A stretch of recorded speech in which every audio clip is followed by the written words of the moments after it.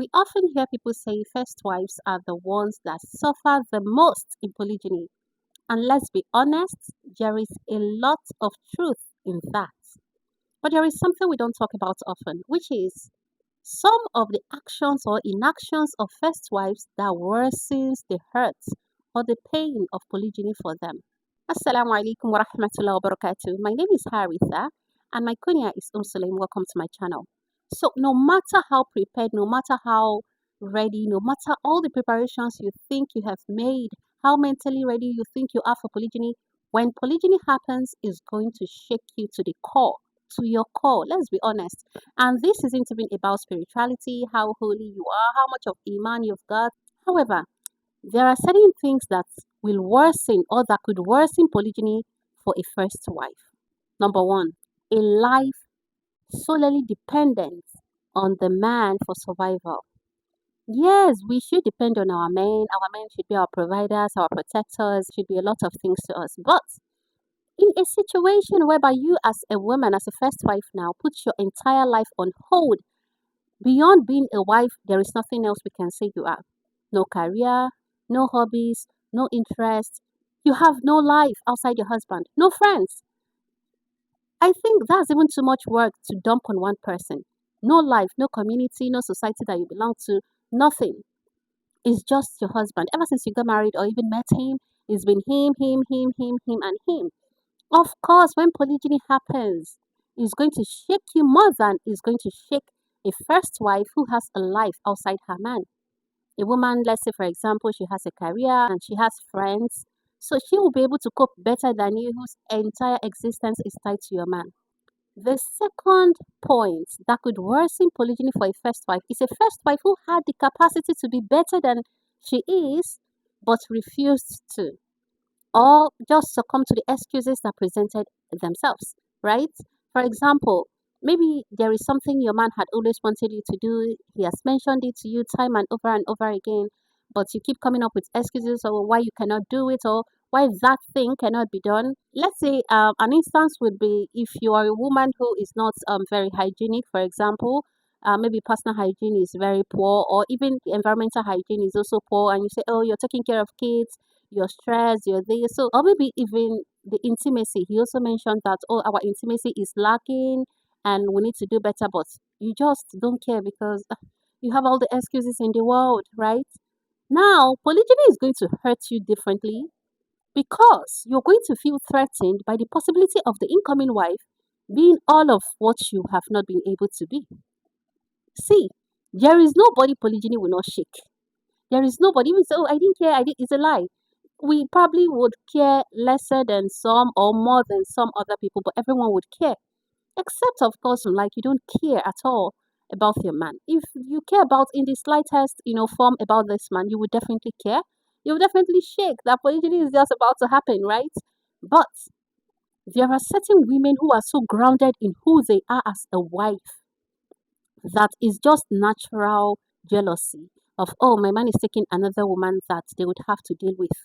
They're not going to be thinking, oh, if this woman comes and she's everything my man wants, because she knows that, yes, while she may not be the best woman out there, she knows that she holds her game down the best possible ways she can. There is no perfect woman out there, but there are women who make efforts. There are women who make efforts such that they can beat their chest and say, you know what? For you to beat me to anything, you're going to work really hard. And it's not just mouth, it's the reality.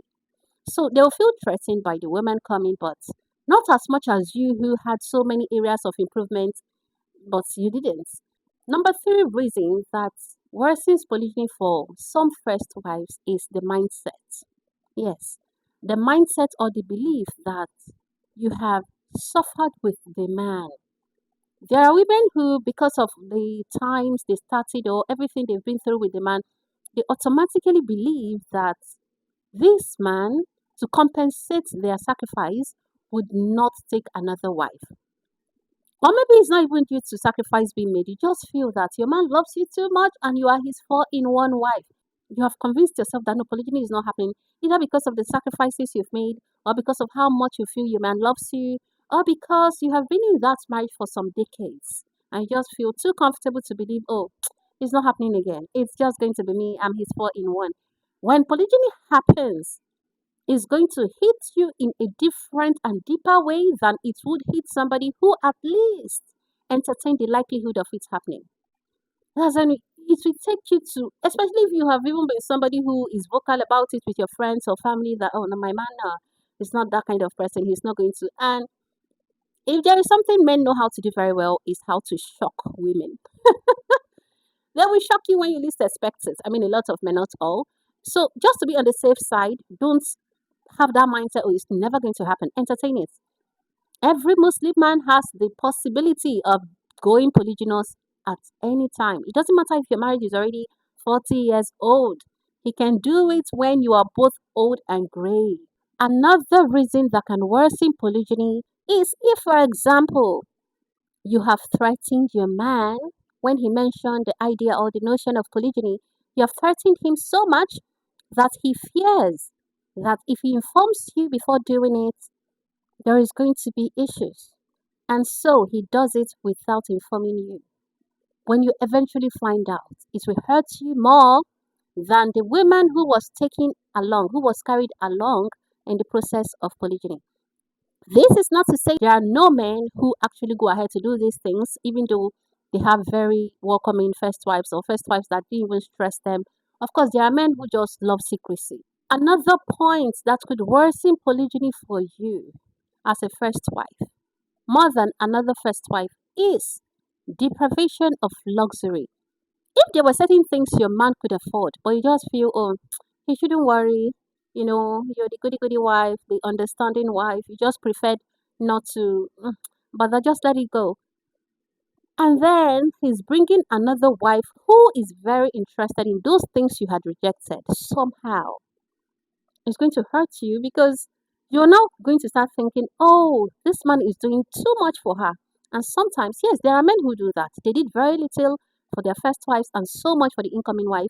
But in a situation whereby it's you who actually made that choice, just to show, I don't know, that you're an understanding wife, it's going to hurt you differently. I'll give an instance. There was a sister who mentioned online that when she wanted to get married to her man, even though her man was not as rich, as comfortable, as financially stable as he became when he wanted to go for the second wife, he was at least okay enough to still get her something tangible as right? As her dowry. But she told the man to get her a prayer mat. Mashallah, mashallah, sister, right? She even tried. Some people say, oh, recite Surah Al-Fatiha for me. And so now, when the man has become, of course, richer than he was, what the incoming wife is demanding now is Hajj. And the man wants to give it to her, right? And she's saying, oh, she's really unhappy. She's really unhappy. Now, if it's that this man didn't give her enough from his own, as based on his incapacity or choice, it would have been easier for people to come and say, no, since you didn't give this woman enough during her own time, why don't you consider her now? And all of that.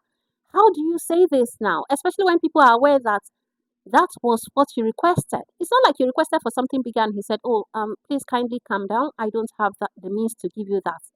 You wanted to be the mashallah wife and requested for prayer mats. So you just have to, I don't know, be okay with your prayer mats because you've been okay with it, right? Another example, another one that happened was that the woman had been this woman that says, oh, don't worry, we'll take care of our kids, I'll manage, just taking care of the home all by herself. And the second wife, the incoming wife, says she cannot stress. So this man got her a house help and she never requested for house help and didn't get it. She was the one who said she wants to be the everything in the house. So it became painful to her now because the incoming is not cut out to suffer. Another point is when you think you have been a lot to your man, this isn't even about humble beginning, but you just know that you're a good wife, you're a good mother, you're a good friend to him, you're a sister to him, you are so many things to him. Even he testifies to these things and it's still somehow related to mindset. You now make yourself believe that there is no space, there is nothing else he needs to get another woman for. Don't do this to yourself. You can be everything you should be. You can be the best wife in the whole wide world, and a man will still marry somebody who is not even 10% of who you are as another wife. And then there could be another woman elsewhere who is 5% of what a wife should be and would be the first and only wife of her husband. So your husband getting married to another wife is not a factor of who you are. It's not a factor of your capacity or the level of your being a wife or being a mother. It's a matter of choice for him. It has nothing to do with you. And don't make it about yourself because it's not about you. If ordinarily it's about you, you're a good wife, you're a good mother, what else would he want? But because it's a matter of choice to him, he wants another. He could even get somebody who is not even 2% of who you are in the grand scheme of things. But he wants to, and he would. So do not think that you're the best wife you can be, you are everything you should be. Because of that, your man will not take another wife. If you believe this, polygyny is going to hurt you differently than when you just know and you're convinced in yourself that you're being the best human you can be for the sake of Allah, for yourself, and for your household and the ummah at large. Not because you want monogamy to be practiced for your sake. And the last but not the least is sharing of household. You as a woman have the right to tell your man that you do not want to share the roof with your co-wife. You don't want to share the kitchen, you don't want to share space. But in a situation whereby you're also thinking, so that it won't be as if I'm being problematic, you let it happen. Polygyny is going to hurt you more than a first wife who objected to it from the beginning and has her space to herself. It will hurt you, but you know what you're not saying and what you are saying, the pain level is different. I know there are some people that say, oh, we live together in the same house and I even prefer it, I love it. That's fine. If you're not sure you are going to be that kind of person, or if you're generally somebody who just like your privacy, or somebody who is easily triggered, or somebody who knows herself enough to know that her jealousy level can be very deep. To be on the safe side requires your own space. This is not to say that polygyny is not hurtful. Polygyny is not painful, no. What I'm saying is that there are some choices or patterns that would make polygyny heavier, more painful, and deeper than it has to be. So, which of my points do you agree with and which do you disagree with? I would like to hear it in the comment section. Assalamu alaikum wa rahmatullahi wa barakatuh.